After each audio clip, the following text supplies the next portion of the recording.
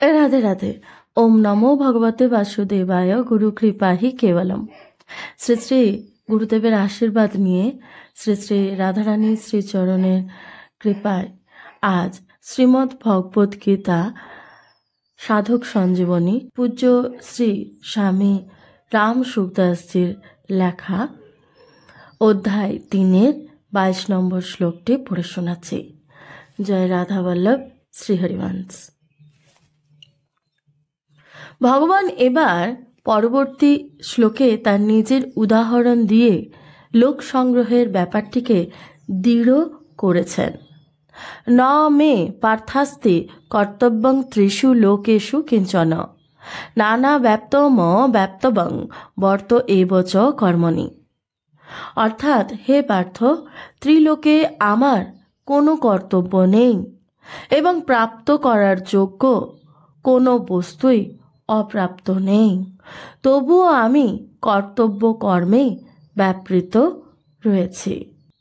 ব্যাখ্যা: ভগবান কোনো একটি লোকে স্থানে সীমিত হয়ে নেই, তাই তিনি ত্রিলোকে নিজের কোনো কর্তব্য না থাকার কথা এখানে বলেছেন।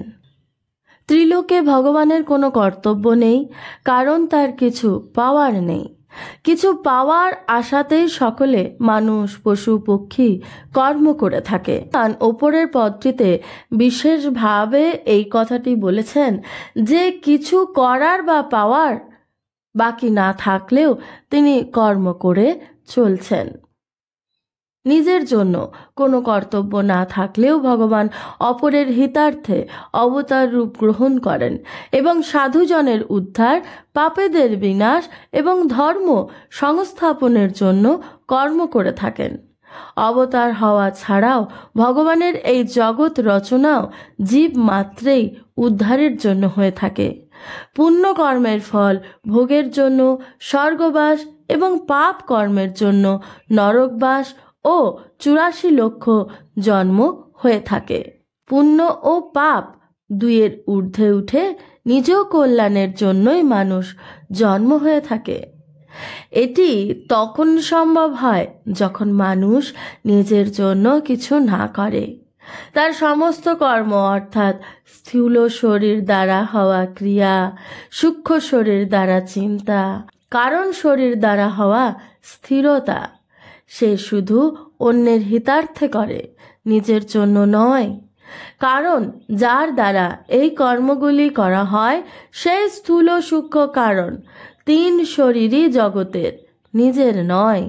সেই জন্য কর্মযোগী শরীর, ইন্দ্রিয়, মন, বুদ্ধি, পদার্থ ইত্যাদি সমস্ত সামগ্রীকেই জগৎ সংসারের বলে মনে করেন, যেগুলি প্রকৃতপক্ষে জগৎ সংসারেরই। সেগুলি জগতের সেবায় নিয়োজিত করেন। মানুষ যদি জগতের সামগ্রীগুলি জগতের সেবায় নিয়োগ না করে নিজের সুখভোগে নিয়োগ করে, তাহলে সেটি তার মস্ত বড় ভুল। জগতের বস্তুগুলিকে নিজের মনে করলেই ফল কামনা আসে এবং ফল প্রাপ্তির জন্যই কর্ম করা হয়ে থাকে। এইভাবে মানুষ যতক্ষণ কিছু পাওয়ার আশায় কর্ম করে ততক্ষণ তার কর্তব্য বাকি থেকে যায়। গভীরভাবে বিচার করলে দেখা যায় যে মানুষ্য মাত্রেই নিজের জন্য কোনো কর্তব্য থাকে না, কারণ প্রাপণীয় বস্তু পরমাত্মা তত্ত্ব হল নিত্যপ্রাপ্ত এবং স্বস্বরূপ নিত্য, কিন্তু কর্ম এবং কর্মফল হল অনিত্য, অর্থাৎ এইগুলি উৎপত্তিমূলক ও বিনাশশীল। অনিত্যের কর্ম এবং তার ফলের নিত্যের স্বরূপের সঙ্গে সম্পর্ক কিভাবে সম্ভব হয়? কর্মের সম্পর্ক রয়েছে পরের শরীর ও জগতের সঙ্গে, স্বয়ের সঙ্গে নয়। কর্ম সর্বদাই পরের দ্বারা এবং পরের জন্যই হয়, সুতরাং নিজের জন্য কিছু করা সম্ভবই নয়। মানুষের জন্যই যখন কোনো কর্তব্য থাকে না, তখন ভগবানের জন্য কর্তব্য কি করে থাকে? কর্মযোগে সিদ্ধ মহাপুরুষদের জন্য ভগবান এই অধ্যায়ের 17-18তম শ্লোকে বলেছেন যে ওই মহাপুরুষদের কোনো কর্তব্য থাকে না, কারণ তাদের রতি ও তৃপ্তি এবং সন্তুষ্টি নিজে থেকে নিজেদের মধ্যেই হয়ে থাকে। তাই তাদের জগতের কিছু করা বা না করার কোনো প্রয়োজনই থাকে না, বিন্দুমাত্র স্বার্থের সম্পর্কও থাকে না। এইরূপ হওয়া সত্ত্বেও তারা লোক সংগ্রহার্থে কর্ম করে থাকেন। এইভাবে ভগবান এখানে নিজের প্রসঙ্গে জানাচ্ছেন যে কোনো কর্তব্য বাকি না থাকলেও বা কিছু পাওয়ার না থাকলেও তিনি লোক সংগ্রহার্থ কর্ম করেন।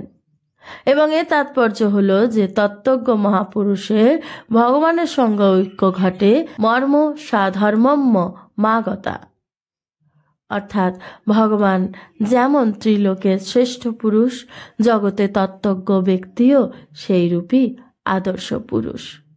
বর্ত এবচ কর্মণি, এখানে এব পদটির ব্যবহার করার ভগবানের উদ্দেশ্য এই যে এই উৎসাহ এবং তৎপরতাপূর্বক আলস্য বর্জিত হয়ে সাবধানতার সঙ্গে কর্তব্য কর্মের অনুষ্ঠান করি, এগুলি ত্যাগ করি না বা উপেক্ষাও করি না।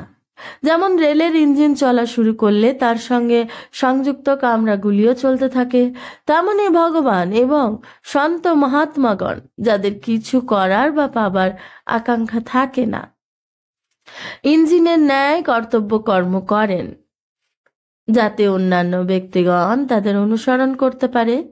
সাধারণ ব্যক্তিদের মধ্যে করার বা পাবার আকাঙ্ক্ষা থাকে। নিষ্কামভাবে কর্তব্য কর্ম করলে এই ইচ্ছাগুলি দূরীভূত হয়। ভগবান এবং সন্ত মহাত্মাগণ যদি কর্তব্য কর্ম না করেন তাহলে অন্যান্য সাধারণ ব্যক্তিও কর্তব্য কর্ম পালন করবে না, যার ফলে তাদের মধ্যে প্রমাদ, আলস্য ইত্যাদি দেখা দেবে এবং তারা অকর্তব্য করতে শুরু করবে। তাহলে তাদের কামনা কিভাবে দূরীভূত হবে? তাই সমস্ত মানুষের হিতার্থে ভগবান এবং সন্ত মহাত্মাগণের দ্বারা স্বাভাবিক কর্তব্য কর্ম অনুষ্ঠিত হয়।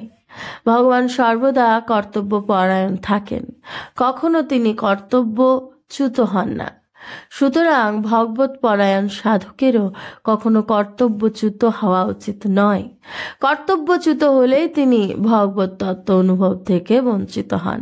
সর্বদা কর্তব্য পরায়ণ হয়ে থাকলে সাধকের ভগবত তত্ত্বের অনুভব অতি সহজেই হওয়া সম্ভব। ভগবান মহাভারতের উতঙ্ক ঋষিকেও ত্রিলোকে তার কর্তব্যের কথা বলেছিলেন। ত্রস্তৈ রে বৈশ্যশ্চ রূপৈষ ত্রিষু লোকেষু ভার্গব। আমি ধর্মের রক্ষা ও স্থাপনার নিমিত্ত ত্রিলোকে নানা জনিতে অবতার রূপ ধারণ করে সেই রূপ ও আকৃতি অনুসারে ব্যবহার করে থাকি। রাধে রাধে।